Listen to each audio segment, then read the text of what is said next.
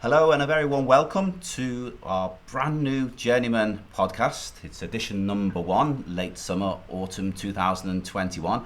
I'm Leon Choi and I'm actually here on false pretenses because although I'm kick-starting this first podcast, I'm actually not the host. But I thought it would be only right and proper to give our actual real star host a proper introduction. So we are going to begin today with me having a bit of a chat with the wonderful Pauline Daniels for her. Now, for those of you who are not quite familiar or been fortunate enough to, like myself, to have grown up with the 4 decades repertoire of Pauline, here's some highlights for you to think about. I mean, Pauline played Mama Morton in Chicago and Rose in Gypsy at the Liverpool Playhouse. She has been Willie Russell's Shirley Valentine from 1992. In fact, she was described as the best ever Shirley Valentine by Joe Riley. And she played Mrs. K in Our Day Out. She has performed with the Liverpool Philharmonic Orchestra, in fact sung with the Liverpool Philharmonic Orchestra, played the West End. She's been on our TV sets, starring in Carla Lane's Bread. She played Maria Benson in Brookside. And of course, she was the only female comic to appear on ITV's famous hit show, The Comedians. A very warm welcome, Pauline Daniels. I'm actually knackered listening to that, Leon.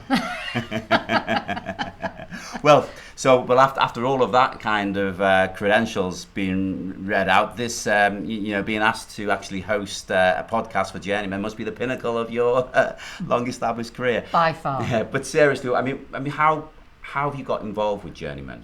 I was kidnapped by you and Phil, if I remember correctly. I was interviewing you both on the radio, and it really did intrigue me what you were doing, because I'd been involved with Tomorrow's Women Whirl, and obviously everybody always expects that if you've actually watched my stand-up, I've always been a man-eater, as they say, and I've always sort of had a go at men. And the important thing to me is the fact that nobody seems to look after men's health in any way, shape or form, never mind mental health. And so when I was asked to be an ambassador, I was completely thrilled and honoured, because I thought maybe if I can just get that word out there, it would just help to sort of open up people's eyes and make people realise that, you know, there is a great need for support out there. And when I actually came and met you all, I was blown away, because I just thought it was fabulous. You're obviously Birkenhead born and bred. You now reside over the water in Liverpool. You mentioned Tomorrow's Women, also over here in Birkenhead. You're working with us, and you've been involved with quite a lot of community projects and community work over the years. Why is that? Why did you get so involved? Well, I think what it is, I always find that sometimes for you can't always give. I mean, if you were to give money to all of these charities, that's one thing, and it's great and it's fabulous that people do that. But for me, it was important to give my time, and also if I can. I've performed over the years and raised an awful lot of money for different things, and I think to myself, well, it's my thank you to the place where I was born, really. I mean, obviously I'm involved with different charities and groups over on the Liverpool side, but nowhere near as much as I have been with the Birkenhead side, and I hope to stay that way throughout my career, because obviously Birkenhead's always thought of as well the woolly backs and the back end of Merseyside, and the entire truth is the complete opposite. And so I've always thought that if there's one thing I could do, it's give me time. And if I can just help, I mean, if there's just one thing, I mean, I did a great thing for Moira McLaughlin when she was mayor. She needed to raise some money, and the money went to Tomorrow's Women Whirl, and we did 3 nights of Shirley Valentine at the town hall in that fabulous space that's there that nobody uses anymore, if anybody from the town hall or the council's listening. And it's such a shame, because it's brilliant.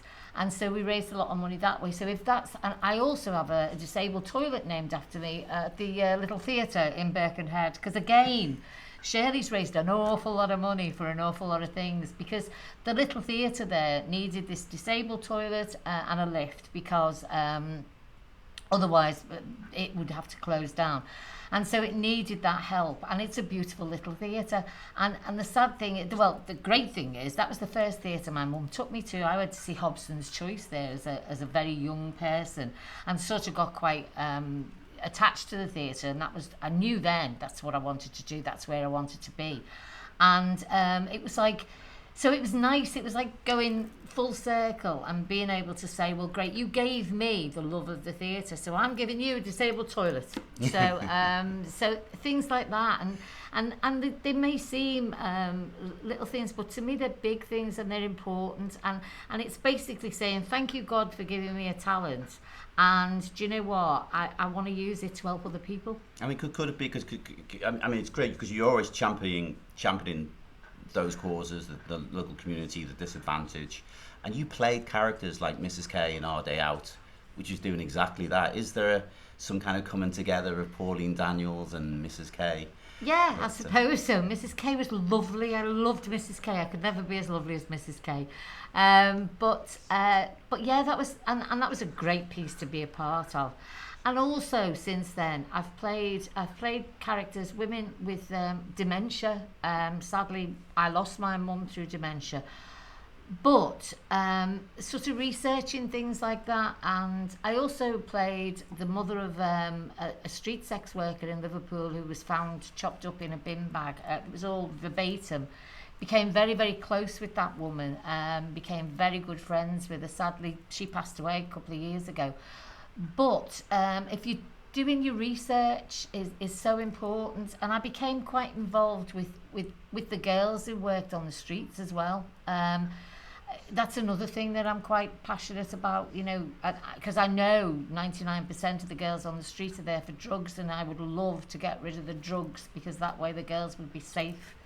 Even when you are tackling such hard-hitting issues like the play you were talking about there, Unprotected, which is a very hard-hitting play, you do it with us, you know, with a very light touch way, with a smile on your face, but you get to the serious issues. Yeah. I mean, that's a pretty special skill you have there. You know, I think I was talking to somebody yesterday about the fact that I did a gig for breast surgeons on Friday, and I was talking to the guy there, and he said, how did you sort of face all that when you were told that you had breast cancer? How did you face all that? And I said to him, I literally sat down and wrote a routine and put it in my act, which was sort of not taking the mickey, obviously, but was sort of trying to glean some humour from a terrible, terrible thing.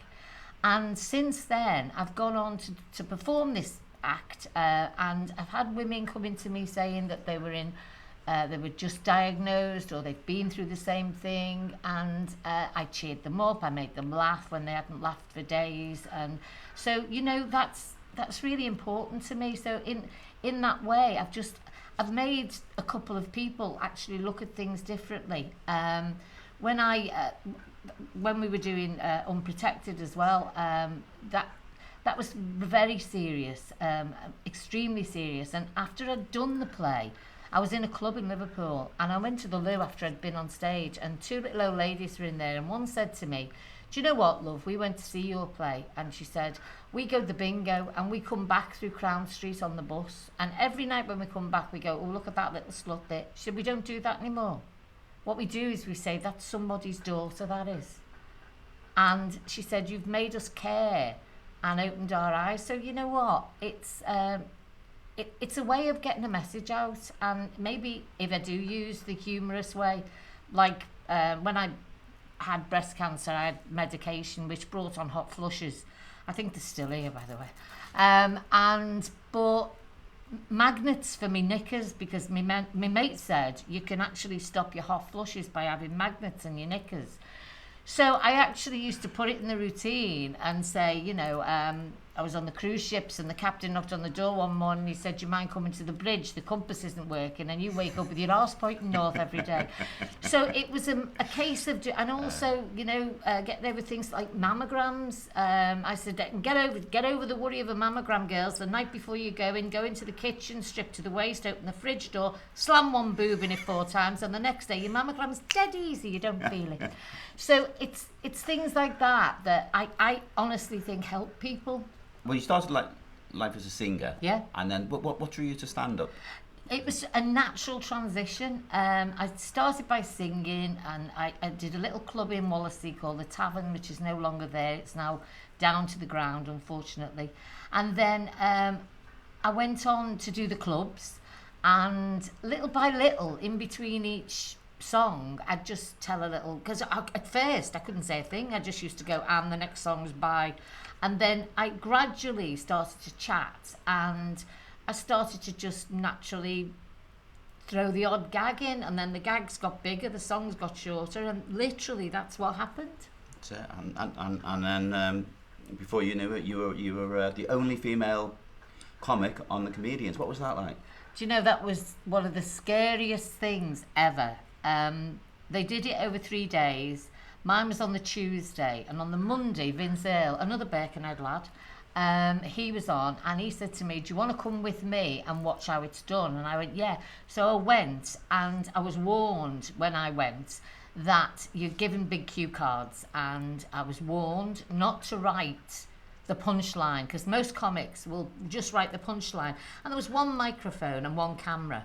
I know they used to change the colour of the heads of the mic, but the camera would be right in front of you, and underneath there they'd put your cue card, and so you could see. And of course, once that comic's gone, Bernard Manning was the man at the time, was coming on and doing a few funnies, and of course he'd see the change of the board, and he'd see the punchline. He knew that gag, because we all know everybody's gags, and he would do the gag before the comic got on. So I was warned not to do that, and just to write me gags in code. So I did that, and going with Vince the day before was a big help, and the next day was quite scary. There were a couple of male comics who were lovely, but in general, when I got back, I had to sit there pulling the knives out of my back. Yeah, that's the good old days, the good old bad old days.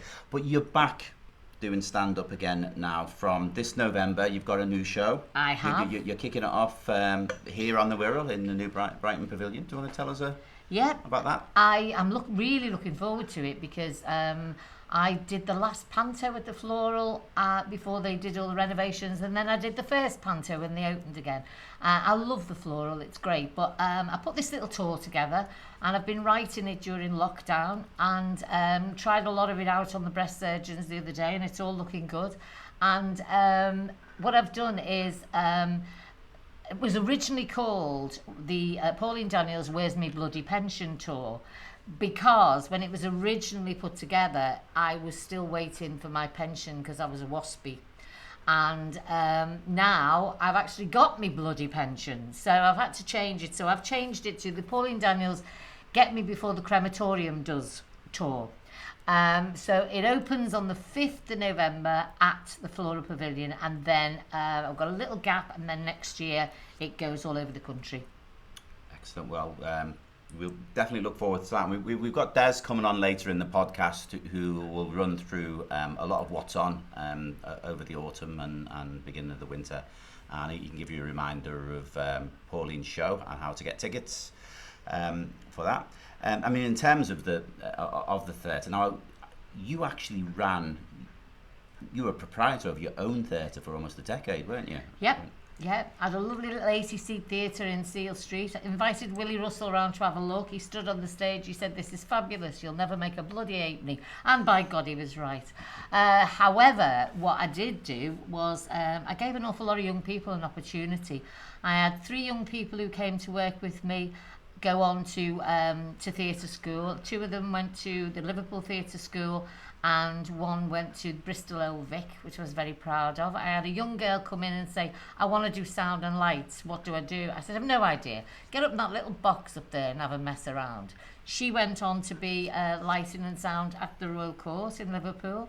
So I was really, really quite pleased and proud of what I did. And it was great. We ran it on a voluntary basis. And it was great because we could give opportunities to writers who... They would go to the Playhouse or the Everyman, and they would say to them, they would ring me up and say, see this guy or see this girl, she's written this, it's not right for us, it's too small for us, or whatever. And we had one play go on to, which was called Madonna and Me, went on to Australia. And we had a great little play by Scott Murphy, all about John Lennon. And it was a really, really big success. And we sort of asked our patrons who used to come and support, they used to come and watch absolutely everything, and they were lovely. And we said, look, we want to take this to the, we want to submit it to the New York Fringe, just off Broadway. And we got in, and then we had to sort of go cap in hand to everybody. But we got the money and we sent them out there. Unfortunately, there wasn't enough money for me to go. But they all went, and they had an absolute ball, and they had great rave reviews. My final question is, because you are back in theatre now, you're back at the Royal Court from August in a brand new play, aren't you? So yeah. What's that one called? Well, it's exciting because it's true. It's a true story. There's a bakery in Anfield called Home Baked. And the council were going to bulldoze this whole section of houses and this bakery that was on the end, which had been there for 70 odd years with the same family. And some locals just went, nah, you're not doing it. We're having that bakery. So they moved in, never baked a loaf in their life, but have made a great success of it. And at the back they've got a grassed area, and they've got a community sort of playground there, and they've done amazing things. And it's been written by Boff Wally, who, for those of you who have no idea who Boff Wally is, he's from Chumbawamba and wrote Tub Thumping. Yeah. So yeah, we've all been knocked down, but we've all got up again. So we actually open on the 23rd of September through to the 24th of October and start rehearsals in August.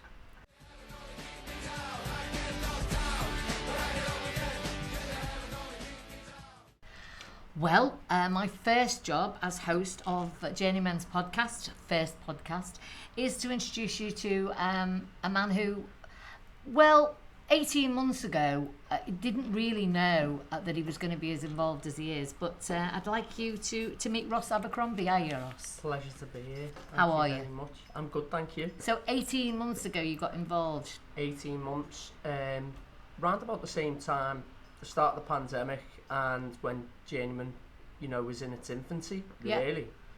And it's been an absolute breath of fresh air. Your struggle, though, started when you were fairly young.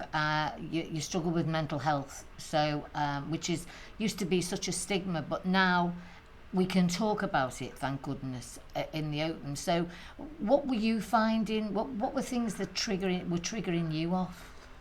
I mean, it was obviously from the age of 13, I went through a bit of a traumatic experience, something that, a lot of people will be able to relate to. Lost a relative, my grandfather. He was such a big part of my life, a massive inspiration. And a lot of people will say, well, I've lost grandparents before, but this man was my hero and still is to this day. And it was very, very hard for me to sort of deal with it and sort of comprehend that I wasn't going to see this person ever again. The only problem was that instead of grieving, I became very sort of resentful, very angry, had problems with, sort of anger management, and then it slowly progressed on to other things as I went through my teenage years. I had OCD, and at times became quite reclusive. Mm-hmm. Struggled to go to school, struggled to go to football, which was a massive part of my life as well, the football. We're playing youth football, and sort of got through that. But what I found was that because of maybe misdiagnosis, maybe not being on the right medication, whatever the failings were, my life was going in a cycle. It kept sort of repeating. Now, as you get older, we had this conversation before. As you're younger, it doesn't become, sort of a police matter. But then when, you're sort of 18, 21, you start, sort of... It's a pattern that you get can't arrested. get out of. Yeah. You're getting arrested, you get taken to court, and basically I started picking up convictions, and then was involved in the probation system then, and it just spiraled, and it kept repeating itself, and I've got to take quite a lot of responsibility for it, because I wasn't able to recognise it, and I do take responsibility for it, and I do own it. I don't let it define who I am. I think I did for a while, and that again sort of goes into the mental health aspect of it, was that I wasn't content with sort of the problems that I had, and then eventually ended up committing a crime, and I went to prison for I was sentenced to 6 years, and it wasn't until then that I sort of learnt to be content with the mental health problems that I've had, and still have to this day. I think you've got to own them. For every sort of positive, there's going to be sort of a bit of a negative, and vice versa. And I think I was able to sort of be content that some days I'm maybe not top of the world, I could be rock bottom, but there's nothing wrong with that. That's completely normal, and it's a little bit cliche, and a lot of people have hashtagged it and stuff like that, but it is okay not to be okay, and it's okay to tell people, listen, I'm not okay. Yeah. And I think that's important that you tell people. Yeah. And what you've done is, you've done a fabulous thing, because you've actually put all this into a video now. Yeah. And we can actually see that video on JourneyMEN's website and also on YouTube. Yeah. So I know you're thrilled to be working with JourneyMEN, as I am too. Yeah. So what are your plans, your immediate plans now with JourneyMEN? Have you got the walking football up and running? Yeah, I think later today we're going to finalise that, and me and Phil have spoke about other sort of events that we can put on with regards to sort of charity football events, with other events going on at the same time. Just to literally create that awareness and just bring people together. It's been a really hard 18 months for a lot of people. Yeah. And I think that was the basis of a lot of the ideas. I named it, sort of football festival type things. So I was looking at, sort of live music, bouncy castles, stuff like that, while all that's going on. Possible charity football match. I wanted to maybe do a 24-hour football match, but I'm not too sure everyone will be able to do that one. If it's a walking one, I don't mind going in goal for 5 minutes, but that's about it.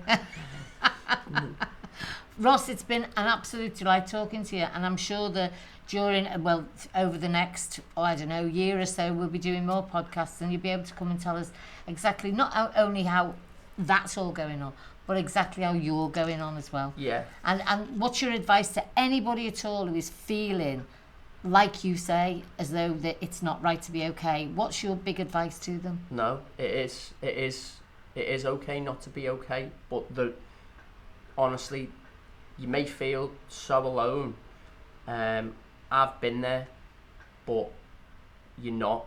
There are organisations such as JourneyMEN who've got so much going on, and you know, just reach out, please.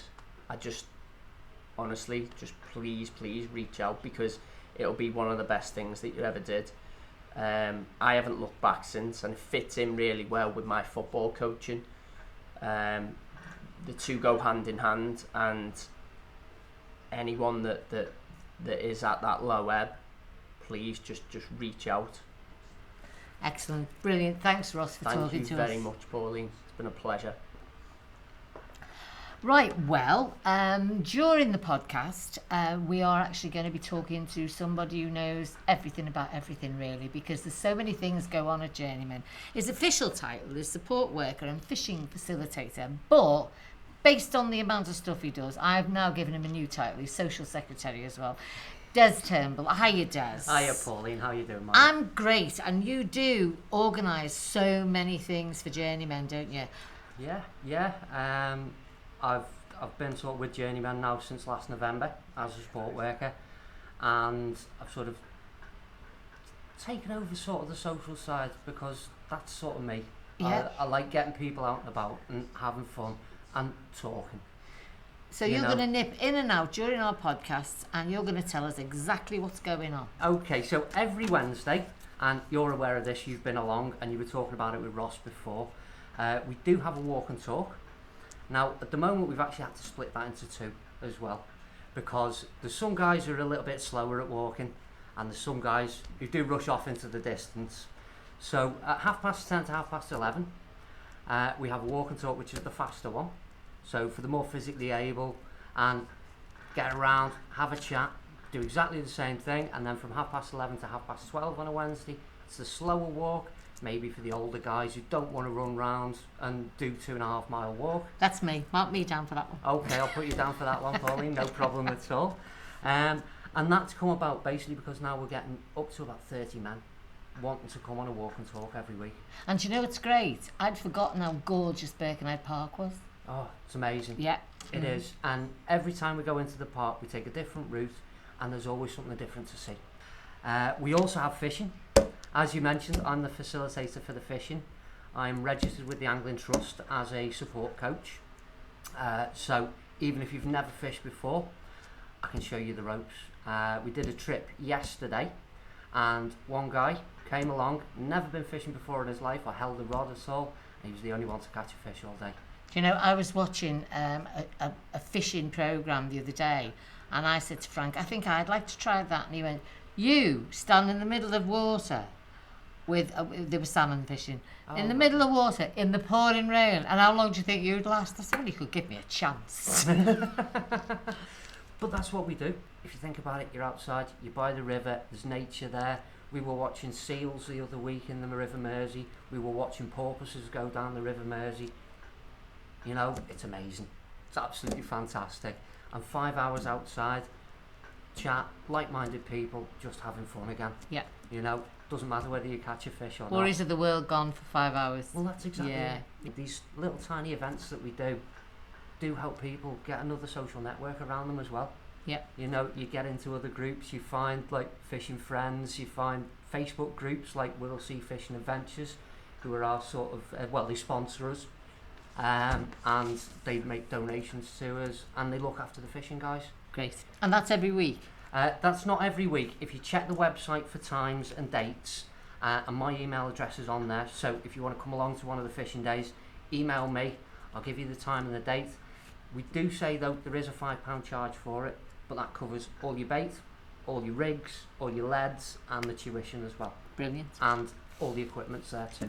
So we've got the equipment. You don't need anything, just turn up. As long as you've got a drink and the sensible clothing, you're very welcome. We also have the Pride of Sefton 2, availability of that, which is a canal boat over in Liverpool. Pauline's been on that with us, so we've seen that, and it's absolutely amazing. That's another 3-4 hours. Great day out, isn't it? Great. 3-4 hours relaxing. Yeah. Going round Liverpool docks, going through the Albert dock, getting down into Brunswick dock, and just seeing life at 3 miles an hour. And again, there'll be a counsellor on board too, so we can do a floating counselling session. Fabulous. Which, if you do have an issue that you need to bring up, go and sit on the front of the boat for an hour, have a chat with the counsellor, you know, and it's a relax, and it just takes your mind away from everything. And coming up, as you were discussing with Ross, is the walking football, which is going to be fantastic. From September, we're going to be able to use the Birkenhead Boys Club. We've arranged that with them, so I'm finalising that at this point in time. And until then, through August, we're going to be doing it in Birkenhead Park, which is great. And again, where we are today, in this lovely studio, we have a photography club, which is run by Paul, another one of our support workers. In future, at the moment, we haven't got any up, but we are doing walking and hiking days. So Paul has become a lowland hill walk leader, and he's got to do 40 guided walks before he can go onto his Highland leaders course. So he's going to be going over to North Wales and around the Wirral. We'll mostly go over to Hilbury Island one day, you know. And so these are all the things we're getting out there. Fabulous. Trying to change people's lives for the better at the end of the day, Pauline. That's fantastic, and you'll be along a little bit later with some more stuff. I certainly will. That's fabulous. All right. Thank you. Great chatting to you. Right, well, I suppose this is one of the most important interviews of the podcast, because the guy sitting next to me now it's all your fault, really, isn't it? Certainly is. I'm sorry for everyone. And I'm talking now to Phil Roberts, who is very responsible for JourneyMEN. So first of all, Phil, why and how did this all come about?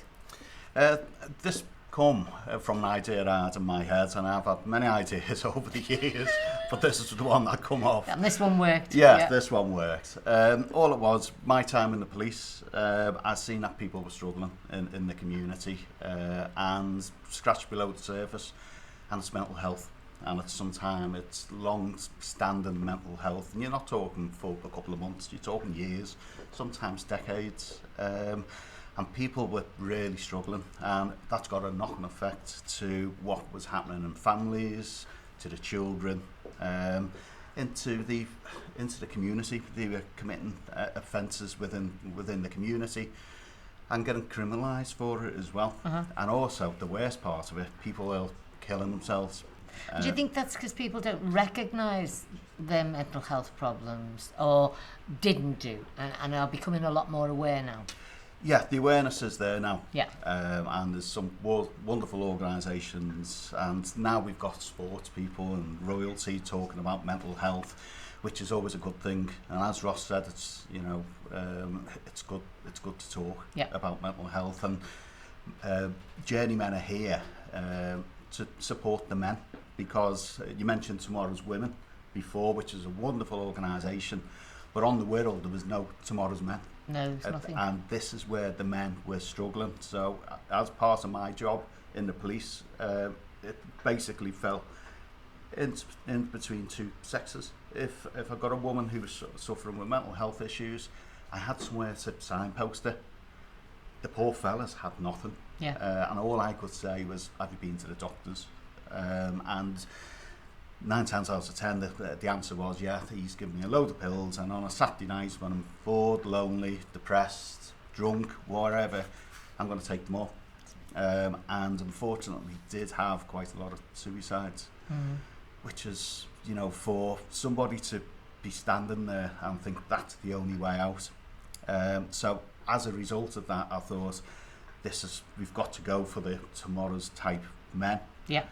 So I'd left the police, and right at the beginning of a pandemic, which was great timing. Brilliant timing, wasn't it? Just my luck. With me and Leon, we come up with this idea, and we opened, and on the 7th of April 2020, and if there was ever a time to open a men's mental health hub, it was there and then. A lot of organisations just shut up shop. They did, they closed their doors, didn't they? Yeah, totally. And, you know, no one was picking up phones, and literally we had this virus that we didn't know anything about. It was scary. The stress levels were off the scale. The people were worried about the jobs, the home, security, money, family relationships. And that's even just people without any mental health Definitely, problems. So yeah. if you add into that Yeah. the mental health side of it, it must have been absolutely awful. Yeah, it was. And you know what, when we opened, as soon as we did some social media stuff and we went on your radio show, and next thing the phone started ringing and ringing and ringing, and it's never stopped since, and which is great. And since we've opened, you know, we're about 16 months old now. Yeah. We've had over 350 men come through us now, but we not just deal with the men. We deal with the girlfriends, the wives, the boyfriends, the kids, the whole family as well. We make them feel welcome. We just want them to just enjoy life. Life is hard, and it's even harder now. But you know what? From what me and my team do, and you do, you know what? We're getting through this with smiles on our faces. And it's not just. I mean, sometimes people with mental health problems can be quite affluent and whatever, but they're still needing that support, that help. Definitely. For the time being, you know, we've got men from a vast range of ages. You know, and there's ex-veterans. The veterans, you know, we deal with veterans. Ex-prisoners, like we were talking about to Ross. But that's it, and it comes from mental health can affect anyone. It doesn't matter what age, you know, what area you live in, what house. If you live in a big house, a small house, it doesn't make any difference. Once that mental health has got a grip of you, you need help, you need support. And that's exactly what JourneyMEN are here for. We want to support them. And in your 16 months, which isn't a long time, you've had some amazing results. Oh, we've had some of the results. That makes everything worthwhile. The main thing is we've got these results, and these men are still alive. They're still part of society. They're still dads to the kids. They're still in employment. You know what? It's money in the bank, that, as far as I'm concerned. It's success rate, and I mean, Ross is a perfect example, isn't he? Really walked in, probably didn't know why he walked in, was pretty angry and pretty sort of peed off with the whole thing, but then sat down, emptied his guts, if you like, and from that he's become a much better young man, and he knows he can now put his finger on his problem. There must be other success stories like that, other people maybe who are working for you that... Well, Ross is an absolute legend in my eyes, as far as I can see, because literally, his journey, and it's great, he's got that lived experience. So when he's going to be on the staff soon as a volunteer, and then we'll take it from there as well. Once you get the likes of Ross sitting down with another man who's, you know, going through it, sometimes it's like a game of top trump. Sometimes he was going, well, if I was drinking, say, 5 cans of lager a night, one of our men can say, well, this time last year I was drinking 10, and then, you know what, if I can do it, you can do it. And it's so powerful to see that lived experience. And you know, you spoke to Des before. He came as one of the men. You know, it took him a couple of weeks to pick up the phone. He come in, he completed his journey, then wanted to give back, and he was a volunteer. And then once we got some funding in, now he works for us, and you can see the amazing work what he does. And you know, you mean our new social secretary? Oh, I've got to pay him more now, haven't I? Right. I'll get him a name badge with that. And he makes a nice cup of tea as well. Yes, he does. Yes. That goes a long way. And he's going to be my social secretary. He's going to sort me out a nice plan of attack. And now the thing is, you've got some great people working with you, but you always need something more, like, for instance, funding, volunteer support. So tell us how people go about getting in touch if they're in any sort of way that they can help. If there's anybody out there who can help us with any property, we do need a bigger office, let us know. If there's any funding opportunities, the likes of, we've been commissioned by the CWP, which is great. We've had money from Steve Morgan Foundation. He does a lot for everybody. Yes, without he's him, wonderful. we would have really struggled. Yeah. Without his team, and they are amazing. I will never forget all the help and support that they've given us. But even the smallest of businesses can help. Yeah, there's a local hairdressers on Woodchurch Road. They're doing a day, and where all the money they raise is for us, which is great. So we'll go along and we'll brush up the hair from the floor and all that, which is great. So large or small, we had a fella on when we did some stuff we were on ITV and BBC. A local man, he knocked on the door and gave us a cheque for £100. And this is just a local man from Birkenhead. And you know what, large or small, to me, you know, the community is invested in the community as well. But JourneyMen are firmly part of the whole community, not just Birkenhead. It's Birkenhead and beyond, because we're going over the other side of the river. We're into Cheshire now. We're getting big. But we do need that investment. So if there's anybody out there who can help us, give me a ring. And how do they get in touch with you, Phil? Just give us a ring at the office, the website, social media. We're on Instagram. Have a look. Just Google JourneyMen. JourneyMen. Everything will come up. Everything is on that website. I went along with a few months ago and did the Assist Suicide course. That doesn't sound right, that name, does it? But it was an amazing experience for me. And the rest of us that were there, and it was really an eye opener, and people are there to help you, whatever situation you're in. I mean, even if you think, okay, well, I've just lost my job, so who can help me with that? I don't know anyone who can help me with that. You're wrong. You just pick up the phone, you Google JourneyMen, and or walk through the door. Your address is Chester Street, isn't it? Number 56 Chester Street. Right by the Magistrates Court as well. So we're easy to get to. And you know what? We're here. Brilliant. Thanks, Phil. Thanks a lot. Thank you for having that great idea, you and Leon. Thank you so much. Well, there's not an awful lot more to say, really, except that this has been our first podcast. This is certainly the first of many. We're going to be back in December, so that with our Christmas edition and our early winter edition as well. And from me, Pauline Daniels, I would like to thank you very much for tuning in. And also, for any feedback, we'd like you please to email Leon, that's Leon, at JourneyMenCIC. That's JourneyMenCIC.com. So any feedback at all about the podcast, anything you would like us to actually address on the podcast, any more information that you need, then please get in touch and we will sort it out. And I'm going to hand over to our Social Secretary, Des, for our final bit and our closing announcements of what's coming up before we get to Christmas. Thank you very much again, Pauline. You're welcome. Okay, so you did mention earlier that you are doing your stand-up, and that is on Friday the 5th of November at the Floral Pavilion in New Brighton. Fireworks. Oh yes, fireworks. There's always fireworks where you're involved, Pauline, let's be honest. Actually, it's fun just to watch me walking in heels after 18 months, so you know. I'm sure it is. Yeah. I just try mine on every Saturday night. So. And you look lovely in them. I'm sure I do. I don't let anybody else see normally, so you're very privileged. And this is the Get Me Before the Crematorium Does. Okay, and that's from 7:30 till 9:30 on the 5th of November.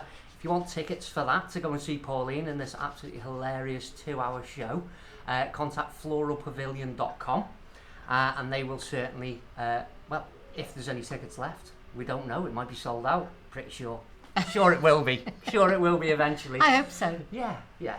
But get in touch with the Floral Pavilion if you want to go and see Pauline. She's absolutely hilarious. And such good entertainment. How much do I owe you for that? We'll talk about that later. Yeah, that's all right. But yeah, if you also need to get in touch with JourneyMen, don't hesitate to do it. It can be hard. It took me, as Phil said, a couple of weeks to even pick up the phone to dial the number. But once I did that, my life changed. Okay, so get in touch online at www.journeymencic.com. There is a referral form on the front page there.